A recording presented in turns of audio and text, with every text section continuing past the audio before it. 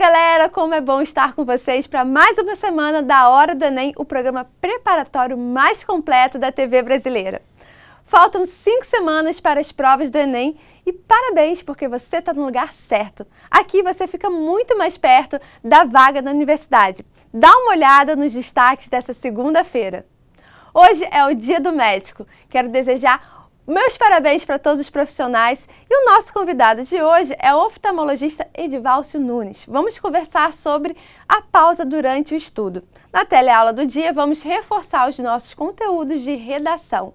Vamos saber um pouco mais sobre agentes interventores com Lande Vieira. E vamos abrir a janela do Enem para o Igor Rosa Andrade, direto de Novo Cruzeiro, em Minas Gerais. Tá todo mundo conectado? Então vamos embora, porque tá na sua hora, a Hora do Enem. E nas dicas de hoje nós vamos conversar com o oftalmologista Edivalcio Nunes. Tudo bem, doutor? Bem-vindo à Hora do Enem. Tudo ótimo, que bom estar aqui. Abramos os nossos olhos hoje. Com certeza, eu estou adorando as suas dicas aqui. E eu queria saber hoje da importância de dar pausa durante os estudos. Então, muito interessante esse tema pelo seguinte: uma boa parte dos sintomas, as queixas que chegam no consultório, é exatamente por uso prolongado de estudos. Quando a gente vai ler, a gente aproxima o objeto numa distância perto de 35 centímetros dos olhos. E assim a gente faz com que o olho venha para dentro e para baixo. Isso se chama acomodação. Então, isso acontece por duas situações. Músculos extraoculares, ou seja, fora do olho, que agem como se fossem rédeas para poder alinhar um olho para a imagem de um olho e do outro fundirem no cérebro, e para que músculos lá dentro do olho, chamado músculo ciliar, se contraiam, mudando o formato do cristalino para poder manter o foco da imagem que a gente está buscando. Imagina você segurando um peso, por exemplo, de 5 quilos por 1 minuto.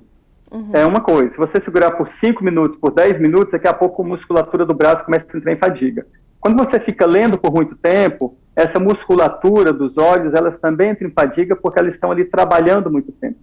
Importante, a cada 25 minutos, ou pelo menos meia hora, você conseguir dar uma paradinha, olhar para uma distância acima de 6 metros, que é onde já perde completamente a acomodação, o seu olhar fica alinhado, a musculatura fica relaxada e seu olho fica bom para continuar daqui a pouco de novo os estudos. Isso é importante fazer. É uma se você forma fica de muito prevenir. tempo fixando, forma de prevenir.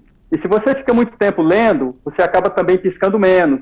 Então pode ser que seja necessário você piscar mais, lembrar disso, ou até mesmo usar colírio para lubrificar melhor os olhos. Ou seja, então quando você está ali lendo algum tempo, é importante você estar lembrando realmente de piscar para justamente não ressecar a mucosa. Perfeito. Eu até sugiro às vezes para os pacientes, porque fica tão concentrado ali lendo, pega uma folha e escreve piscar e cola assim acima do computador, porque você vai ver e vai lembrar.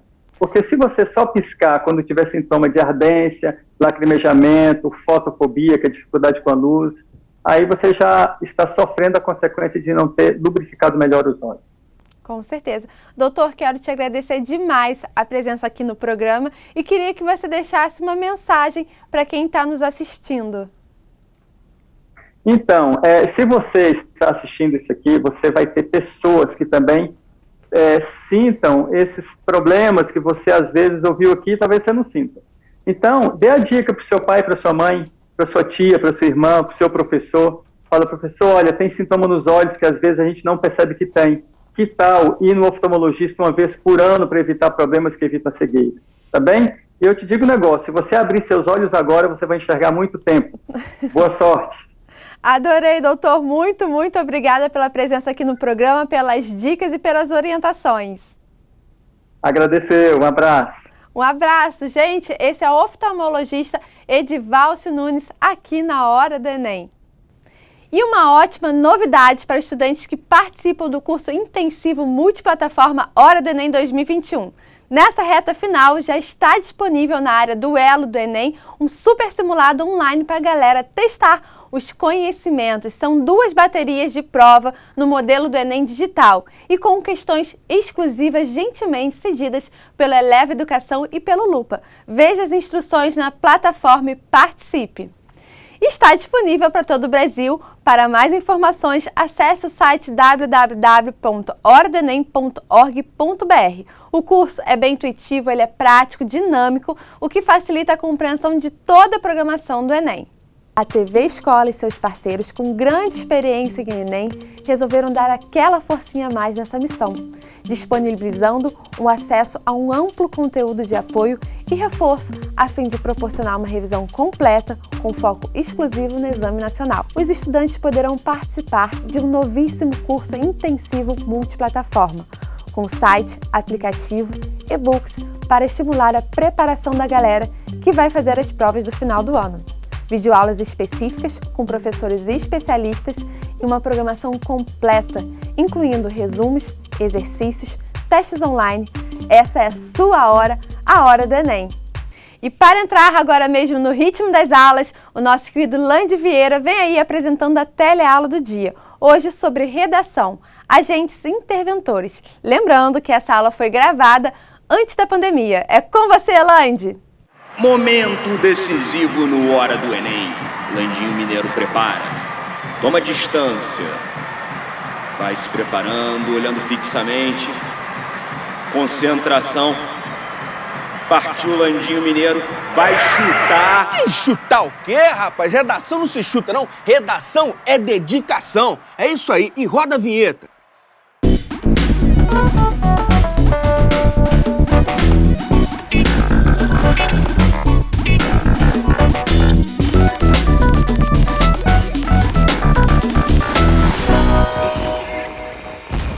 Hora do Enem no ar, sexta-feira, você já sabe, é dia de redação. E comigo, o camisa 11 das dissertações, o artilheiro dos argumentos, professor Rafael Torres. Chega mais. Fala, Lange. E aí? Tudo bem? Bem, você, professor? Tudo bom. Professor, hoje o nosso papo é sobre agentes interventores. Vamos tentar entender, em primeiro lugar, onde é que entra esse elemento que a gente chama de agente interventor, como o próprio nome sugere, na chamada proposta de intervenção.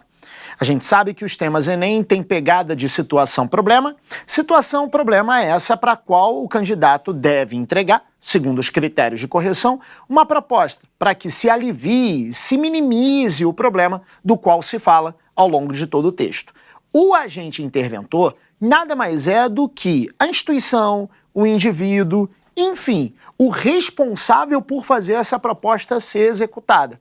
E é uma figura importantíssima para que a execução, de fato, fique clara para o avaliador do texto. Usar agentes genéricos perde ponto? Primeiro vamos tentar entender o que muitos candidatos fazem e normalmente a gente chama de agentes genéricos, né? Eu vejo muitas redações, falando a respeito de agentes como mídia, governo, família, sociedade. Não existe nada oficial que tire pontos daquele que conta com esse tipo de estratégia. Só que se a gente parar para pensar, qual é o grande objetivo de entrar uma proposta de intervenção na construção desse texto? Simples, mostrar senso crítico, mostrar cidadania apurada, mostrar um aperfeiçoamento do candidato quanto à própria percepção de mundo. Quando você entrega um agente genérico, repetindo, isso não tira ponto, mas partindo do pressuposto de que, toda correção, direta ou indiretamente, é comparativa. E 2, a percepção desse avaliador, consequentemente, depende de muito do que ele leu até então.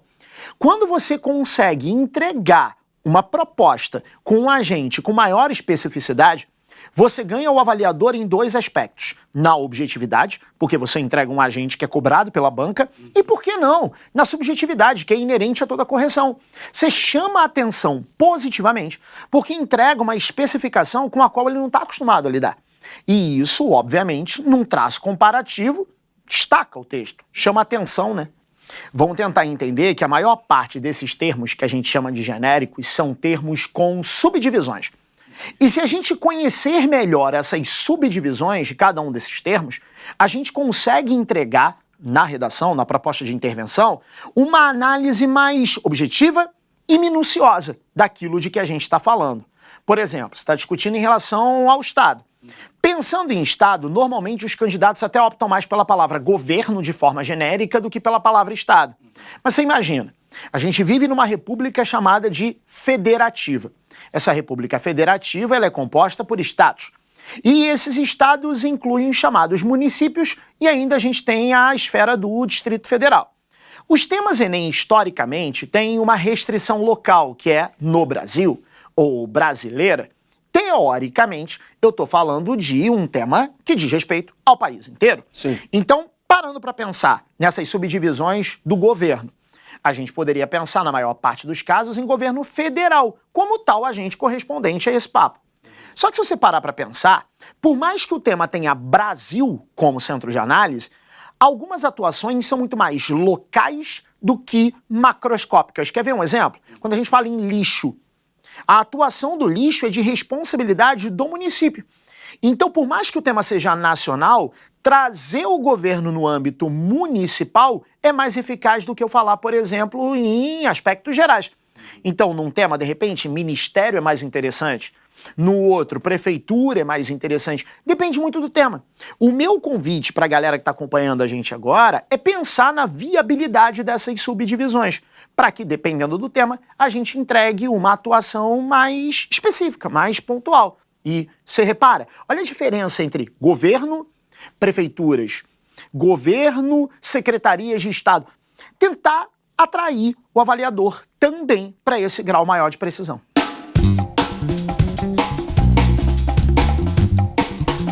Conhecer mais sobre os três poderes ajuda no momento de pensar na gente? É decisivo, porque vamos parar para pensar. Você tem o executivo, a quem cabe a gestão dos processos. Você tem o legislativo, a quem cabe propor leis, aprovar leis, fiscalizar a atuação do executivo. Você tem o judiciário, que atua nas, basicamente, discrepâncias dessa lei, do não atendimento, do cumprimento, enfim. Tem tema que tem a ver com lei.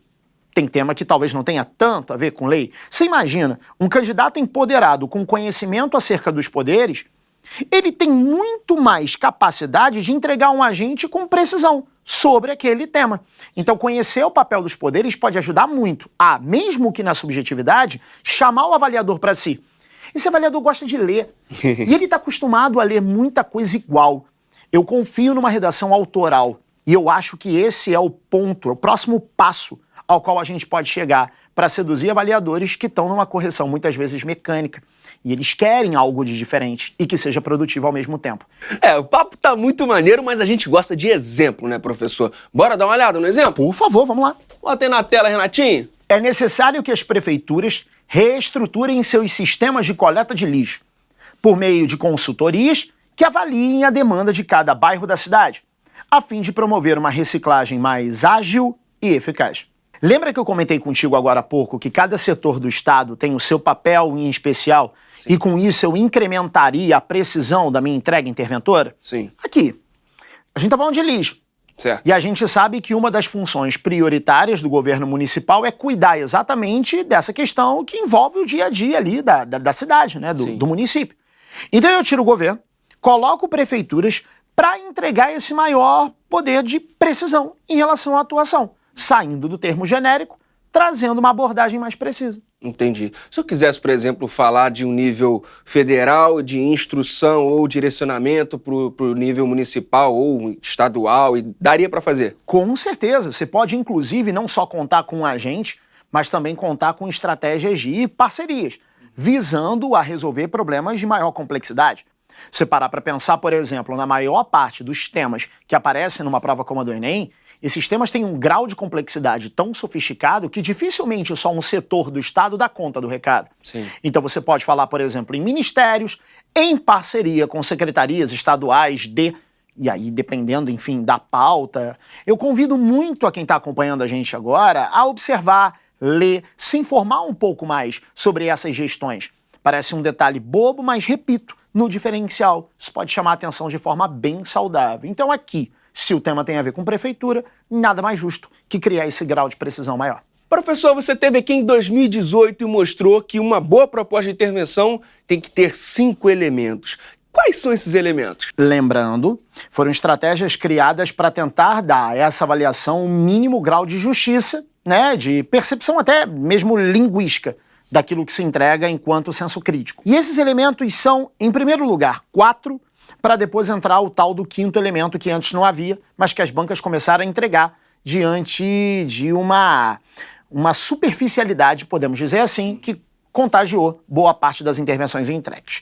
Você tem o agente, que normalmente a gente chama de quem, que aliás é o papo desse programa. Sim. Está falando sobre aquele a quem cabe a responsabilidade da execução da proposta.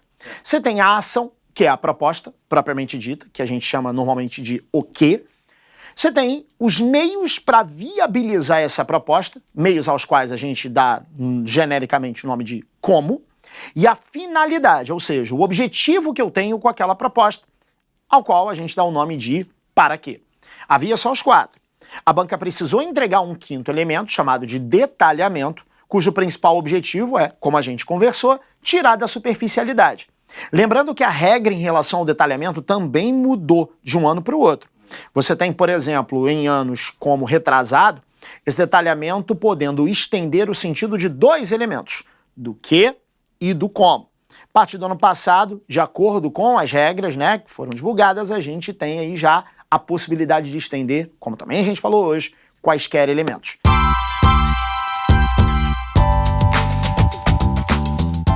Como esses elementos aparecem no texto de exemplo que você trouxe? Pensando que cada um desses elementos é interessante aos olhos do avaliador se estiver bem marcado, existem algumas palavras que sugerem fronteiras entre esses elementos dos quais você está falando, e é bacana a galera dar uma olhada nesses elementos, porque se a intervenção foi entregue com todos os elementos, mas mais do que os elementos, eu tiver uma organização textual que mostre onde é que termina um, onde começa o outro, cara, 200 pontos na certa. Vamos subdividir? Bora! É necessário que as prefeituras, poderia ser é importante, é imprescindível, é fundamental, alguma maneira de marcar que, para quem está escrevendo o texto, existe uma necessidade, uma função muito importante dessas prefeituras a ser executada. Então é necessário que as prefeituras, seria mais ou menos onde eu recortaria o quem. O quem realmente é o termo prefeituras, mas a título de subdivisão dos elementos, é necessário que as prefeituras. Que as prefeituras façam o quê? Aí vem a ação. Reestruturem seus sistemas de coleta de lixo. Então, para quem está acompanhando a gente agora, é bacana perceber que a presença desses elementos linguísticos, tipo é necessário, pode ajudar muito ao avaliador, numa correção em massa, e tem dezenas e dezenas de redações por dia para corrigir, a perceber os elementos sem muita dor de cabeça. Que ninguém nos ouça. A não ser todo mundo que está aí. Mas é muito comum você pegar avaliadores que na correção não prestam tanta atenção a uma enorme sofisticação da intervenção, porque eles vão pelos elementos linguísticos. Entendi. Então, ter esse elemento ajuda tanto a que esse 200 chegue com qualidade, com segurança, que é bem importante você ficar ligado nisso. Mas continuando. Então, quem é necessário que as prefeituras? O que? Reestruturem seus sistemas de coleta de lixo. Como? Olha o outro marcador lá. Por meio de consultorias. Detalhamento que avaliem a demanda de cada bairro da cidade. Esse que avaliem, se repara que ele está estendendo o sentido de consultorias. Sim. Então, do que até cidade seria o detalhamento do como. Eu disse agora há pouco que as novas regras permitem que você detalhe qualquer elemento interventor. Mas é mais seguro a gente detalhar o que e o como. Até mesmo pelo próprio encaixe da estrutura, que você viu ali, que é o que. Mas pode ser um exemplo, pode ser até uma explicação. Por que você está propondo o que você está propondo? Isso também é encarado como detalhamento. E aí tem a finalidade, o último elemento, a fim de promover uma reciclagem mais ágil e eficaz. O candidato começando essa finalidade com a fim de, também facilita, favorece pra caramba o trabalho do avaliador, porque ele já consegue fazer os recortes de cada elemento, e aí o 200 tá na mão. Bom, a gente está aprendendo a como escapar dos sujeitos genéricos, né, professor, da proposta de intervenção. Sim. Quais outros cuidados o estudante tem que ter? Em intervenção, ele tem que pensar em uma série de possibilidades de enfraquecimento dessa proposta, tentar fugir disso a todo e qualquer custo. Por exemplo, por mais que haja boa intenção dos candidatos em tentar resolver, solucionar aquela situação, problema de forma definitiva, tem que ter bom senso de entender que certas coisas não vão levar o problema a acabar. Quer ver um exemplo? Muita gente apela para livre-arbítrio na hora de propor uma solução. Por exemplo, é necessário que as pessoas se conscientizem, é necessário que a sociedade entenda. Todo esse tipo de proposta em que não há um sistema que possa ser reproduzido, que tenha método, que tenha etapa, que tenha processo, toda proposta dita do nada acaba sendo mais fraca. Porque você não tem ali a demonstração de nada mais, nada menos do que achar que um dia o negócio vai cair do céu. Então tem que evitar, a todo e qualquer custo, propostas que levem para o papo da utopia, da perfeição ou do esperar que alguma coisa do sobrenatural aconteça. Tem que ser tudo muito sistêmico, objetivo, entregando etapas que possam ser reproduzidas e aí sim o problema ser resolvido. Professor, queria só relembrar um termo também, a gente falar sobre ele, que você até comentou no bloco anterior, mídias. Por que não é interessante colocar mídias? É o mesmo papo de governo. Se a gente entender como perda, ganho de ponto, não é isso que interfere. Nossa pegada aqui é outra. É tentar entender que se eu consigo, dependendo do problema, falar de uma mídia com maior precisão, definitivamente soa muito mais clara a atuação do que com um termo tão genérico. Os problemas têm maiores ou menores amplitudes, que nem o que a gente conversou sobre governos federal, estadual e municipal. Já reparou a quantidade de mídias distintas com as quais a gente conta no nosso cotidiano? Por exemplo, está me acompanhando agora. Aqui, emissora de televisão, está trabalhando com veículo de mídia. Tem um determinado alcance, tem uma determinada linguagem. Sim. Mas eu fico me perguntando, por exemplo, quanto rádio, em outras situações, não se mostra até mais eficaz do que a própria televisão diante de cenários específicos. Sim. Por exemplo, se você está acostumado a sair de casa num determinado horário, você até consegue ver programas matutinos que falam sobre as condições do trânsito nas principais vias das grandes capitais brasileiras. Mas se você perguntar para o motorista comum, a maior parte do feedback que ele tem sobre condição de trânsito é pelo rádio, que ele está ouvindo no carro. Então, rádio tem outra linguagem, tem outro alcance.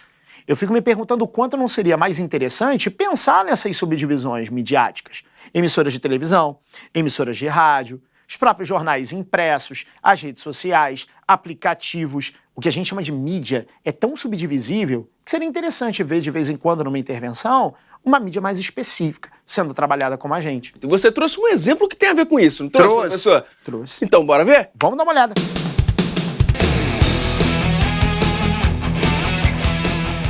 Emissoras de televisão aberta devem promover campanhas de esclarecimento acerca de prevenção e sintomas de quadros epidêmicos, por meio de ficções que reproduzam situações cotidianas, a fim de gerar empatia e atitude nos espectadores. Professor, nesse caso você especificou, tá ali, emissoras de televisão aberta. Isso é um detalhamento também?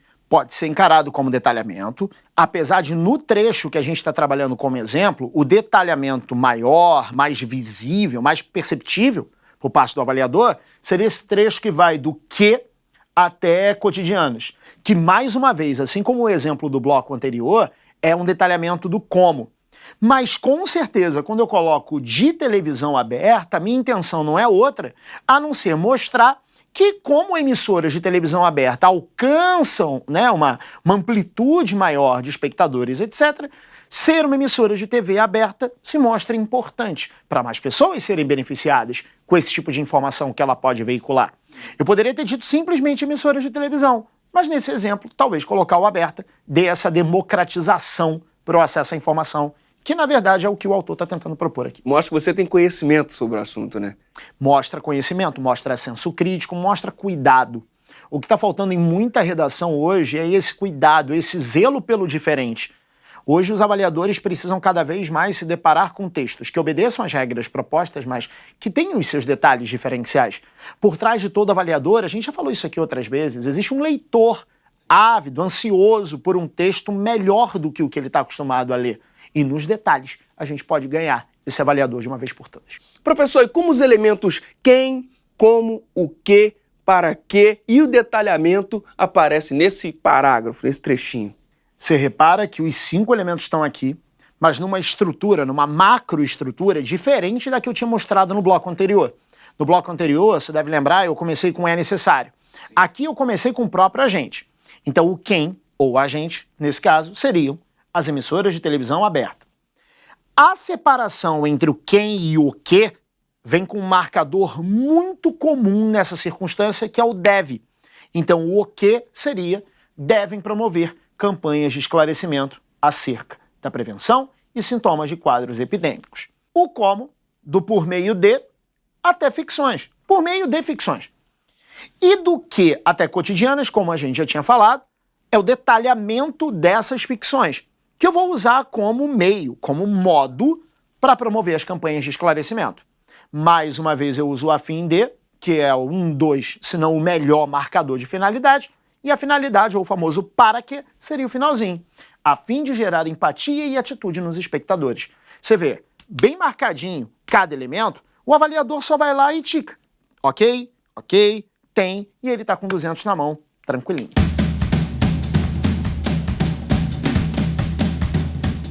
A gente já falou do governo, né, um termo genérico, a gente falou Estado, né, governo, Estado, mídias, mas a lista não para por aí, né? Não, existem alguns outros elementos que, se a gente puder aprofundar, também entrega maior especificidade para as bancas. Quer ver um exemplo? Escola. Se você parar para pensar, quantos não são os profissionais com funções, papéis e capacidades distintas dentro da escola?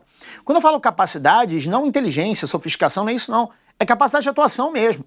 Então, em vez de a escola deve, por que a gente não pensa em professores, coordenadores, gestores pedagógicos, grêmios estudantis? Eu tenho diversos agentes com várias capacidades de atuação. Então eu fico me perguntando quanto de repente não seria melhor que as escolas devem? Professores de ensino médio devem. Também é bacana o candidato saber quais são as subdivisões, inclusive, da própria educação pela qual ele passou. Educação infantil, ensino fundamental, ensino médio. Tem tema que tem mais a pegada da galera que hoje está no ensino médio. Outros temas, talvez eu desenvolva mais cidadania levando para o ensino fundamental. Também é um agente bem genérico, não está errado usar, como a gente conversou, mas numa pegada de intervenções com detalhes de diferencial, eu sugeriria que, de repente, o candidato optasse por esses agentes dentro do agente. E nessa reta final, no Janela do Enem, vou conversar com Igor, direto de Novo Cruzeiro, em Minas Gerais. Tudo bem, Igor? Bem-vindo à Hora do Enem. Bom dia, tudo bem? Sim, obrigado. Igor, como tem sido a preparação nessa reta final? Então, agora nessa reta final, né, tem que focar muito, tem que ser muito esperto, treinar muita redação, porque é um que cobra mais no Enem, né, uma das notas mais pesadas no Enem, então tem que treinar muita redação, muita matemática. Tá sendo bem puxado, mas vai valer a pena. Você está no 3º ano, não é isso? Sim, estou no 3º ano do ensino médio. E ano passado você fez treinando a prova. Exato. Que não foi ano passado, na verdade foi em janeiro desse ano. Foi esse ano. Eu fiz para treinar, para saber como que eu ia me sair e tal, para não chegar despreparado esse ano, né? E como que você se preparou? Porque é uma prova que, né, demanda tempo, demanda você estar preparado fisicamente, mentalmente. Então, desde o início do ano eu comecei a estudar e tem a questão que eu estudo no 3º ano do ensino médio, então tem que conciliar essa questão de estudar para o Enem e estudar para a escola, né? Mas eu estou conseguindo conciliar, eu tiro um tempo no dia para estudar para a escola e para o Enem, e muito conteúdo que tem na minha disciplina, nas minhas disciplinas no 3º ano são matérias que vão me ajudar no Enem, aí tá bem fácil de conciliar. E qual o curso que você quer? Eu quero prestar o vestibular para medicina, o Enem para medicina. Muito bom. E você está tendo apoio na parte mental, de relação a tempo? Você está fazendo atividade física? Sim, eu acho que também é essencial nesse momento, né? Nessa pandemia e tal. É muito bom a gente se preparar mentalmente e tal, ter bastante apoio da família, dos amigos. E também ter uma troca pelo WhatsApp ali, né? De o que vai cair, tirar dúvida. Exato, tem muito isso. Eu converso muito com meus amigos, nós temos grupos que falam sobre o Enem e tal. Muito bom. Para finalizar, queria que você deixasse um recado. Então, o recado que eu deixo, que eu sempre deixei para quando alguém me pede um conselho, é ser resiliente. Se não conseguiu esse ano, o ano que vem tá aí para isso, porque se é um sonho, né, a gente tem que correr atrás e tal, e nunca desistir. Verdade. Então, estou falando com o futuro doutor. Igor, te desejo muito sucesso na sua caminhada, que seja uma prova muito boa para você.